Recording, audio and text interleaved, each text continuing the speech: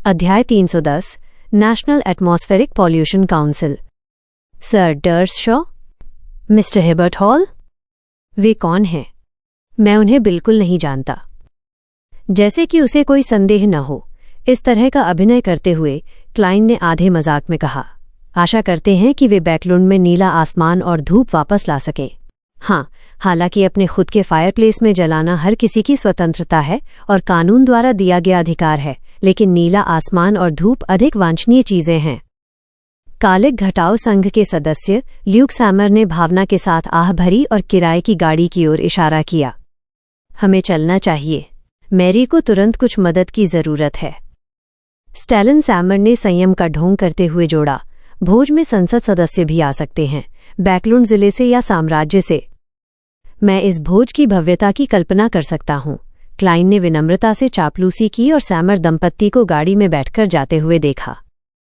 जैसे ही वो गली के अंत में डाकघर की ओर मुड़ने लगा, गहरे हरे रंग की वर्दी में एक डाकिया गाड़ी से आया और उसके लेटर बॉक्स में एक पत्र डाल दिया। मेरे लिए पत्र? क्लाइन ने चाबियों का गुच्छा निकाला और सहजता से उसे चुना जो साधारण थी और जिसका रंग पीतल जैसा था। कचा। मास्टर की ने आसानी से लेटर बॉक्स खोल दिया। भविष्य में मुझे बस यह चाबी अपने पास रखनी होगी। क्लाइन ने उन अखबारों और पत्र को निकालते हुए बुदबुदाया जिन्हें उसने सब्सक्राइब किया था।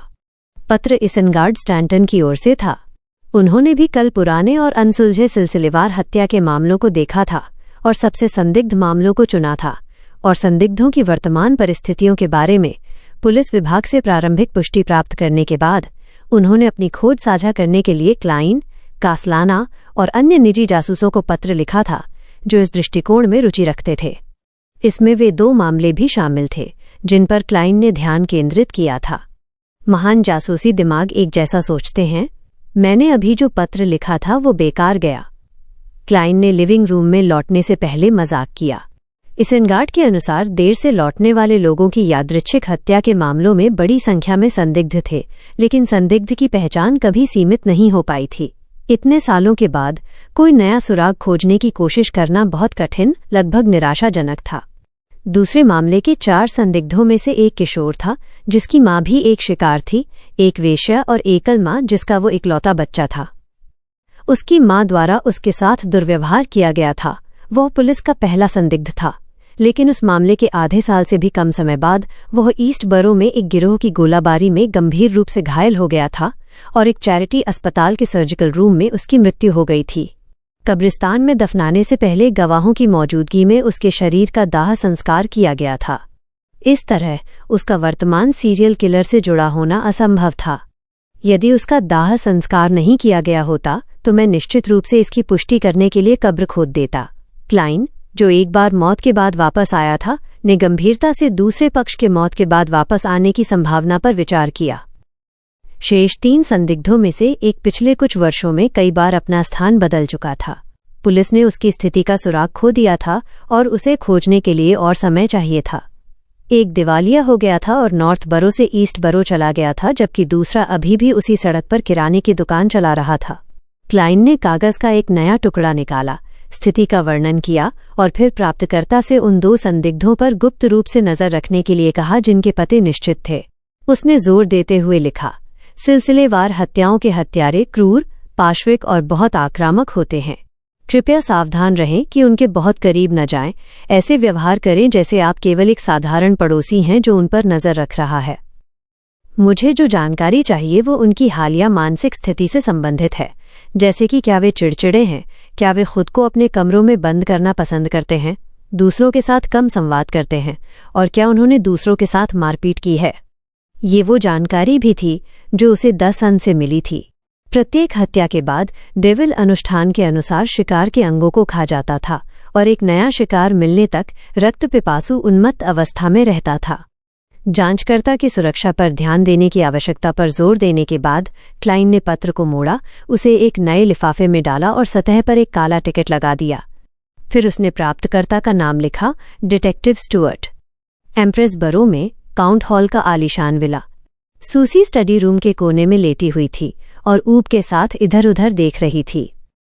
उभरे हुए पेट के साथ काउंट हॉल ने अपने पाइप से एक कश लिया और अपने बड़े बेटे से कहा, क्या तुम जानते हो कि मैंने तुम्हें नेशनल एटमॉस्फेरिक पॉल्यूशन काउंसिल में होने पर जोर क्यों दिया? हिबर्ट हॉल ने सोच समझकर उत्तर दिया। आप प्रासंगिक कानूनों और नीतियों के निर्माण को प्रभावित करना चाहते हैं? नहीं, हालांकि मैं constant coal and steel consortium का दूसरा सबसे बड़ा शेयरधारक हूं, मुझे वास्तव में इस समस्या की परवाह नहीं है। मैं उन्हें तदनुसार समायोजन करने के लिए प्रेरित करता रहा हूं। मुझे इसमें कोई संदेह नहीं है कि वायु प्रदूषण को ठीक करना भविष्य का चलन है। हिबर्ट, हालांकि हमारे परिवार की हाउस ऑफ लॉर्ड्स में निश्चित सीटें हैं और तुम भी समय आने पर हाउस ऑफ लॉर्ड्स के संसद सदस्य बन जाओगे, तो फिर कुछ रईसों का प्रभाव दूसरों की तुलना में अधिक क्यों होता है, जबकि वे सभी हाउस ऑफ लॉर्ड्स के सदस्य हैं? स्पीकर और विशेष दर्जे वाले अन्य लोगों की बात छोड़ दें। हिबर्ट ने कुछ देर सोचा और फिर कहा, कुलीनता की उपाधि, धन, व्यावसायिक स्थिति, साथ ही सरकार और सेना के बीच संबंध, वो इसका केवल एक हिस्सा है। मामलों को संभालने की अपनी क्षमता के अलावा लोग हमेशा उन लोगों पर भरोसा करेंगे जिनके पास समृद्ध अनुभव है और जिन्होंने कई समान मामलों में भाग लिया है।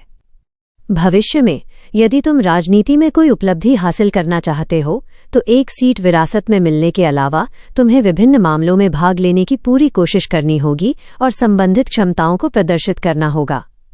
धीरे धीरे तुम्हारी सक्रियता विभिन्न संसद सदस्यों की नज़र में आएगी। वे धीरे धीरे तुम्हें भरोसेमंद पाएंगे और वही तुम्हारे प्रभाव का स्रोत होगा। इंटिस रिपब्लिक में रईसों की वर्तमान स्थिति को देखो। हिबर्ट, तुम्हें समझना चाहिए कि समय बीतने और समाज के विकास के साथ प्रत्यक्ष विशेषाधिकार कमजोर हो जाएंगे और किसी की उपाधि कम और कम महत्वपूर्ण होती जाएगी। ये सिर्फ सम्मान की एक उपाधि है और व्यापारिक जगत की स्थिति और प्रभाव वो है जिस पर तुम्हें ध्यान देना चाहिए, काउंट हॉल ने विस्तार से समझाया। क्या होगा अगर आपका सामना किसी ऐसी चीज से हो जिसमें आप अच्छे नहीं हैं? हिबर्ट ने खुद से बुदबुदाते हुए पूछा। तो ऐसा दिखावा करो कि तुम उसे संभाल सकते हो। पैसा खर्च करने की चिंता मत करो। पेशेवर टीमें बनाओ, उनकी राय सुनो और निर्णय लो। हर किसी के पास बहुत सारे ऐसे क्षेत्र होते हैं जिनमें वे अच्छे नहीं होते हैं और केवल पैसा ही बहुमुखी है, काउंट हॉल ने सलाह दी। हिबर्ट ने समझदारी से जवाब दिया, मैं समझ गया पिताजी। इस क्षण बगल में बैठी सूसी ने ऊबकर जम्हाई ली। जब ये सब खत्म हो गया तो वो ऑड्रे के आर्ट स्टूडियो में खिसक गई। जो कुछ उसने सुना था उसे दोहराया और अंत में बुदबुदाई, मुझे बिल्कुल समझ नहीं आया कि वे किस बारे में बात कर रहे थे। ऑड्रे ने उसे सोच समझकर सुना, फिर हल्की मुस्कान के साथ कहा, वे एक अच्छी चीज के बारे में चर्चा कर रहे थे जिसमें उस तीखी गंध को कम करना शामिल है जिसे तुम सूंघती हो। क्या ऐसा है? सूसी ने पूरी तरह से समझे बिना पूछा। ऑड्रे ने उत्तर नहीं दिया और कुछ और सोचने लगी। उसका इरादा ईस्ट बरो, फैक्ट्री क्षेत्र और डॉक क्षेत्र की खराब स्थितियों की ओर चुपचाप ध्यान आकर्षित करने का था, लेकिन पिछली 2 सामाजिक सभाओं में उसने पाया कि उसे अवसर नहीं मिल पा रहा था।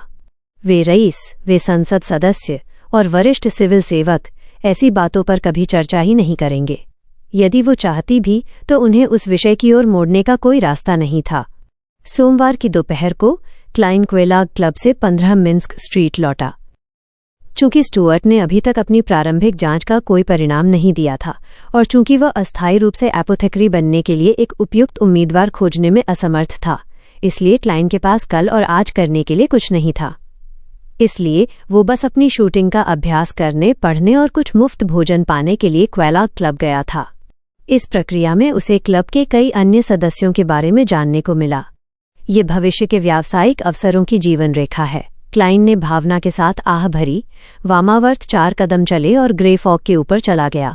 वो कदम दर कदम अपनी तैयारियों में जुट गया। पहले नकली वर्ल्ड को प्रकट किया, ऑल ब्लैक आई के नियंत्रण से खुद को परिचित किया और फिर द सन को एक संदेश भेजा कि टैरो सभा शुरू होने वाली है। यह सब हो जाने के बाद क्लाइन ने 3 बजने का इंतजार किया।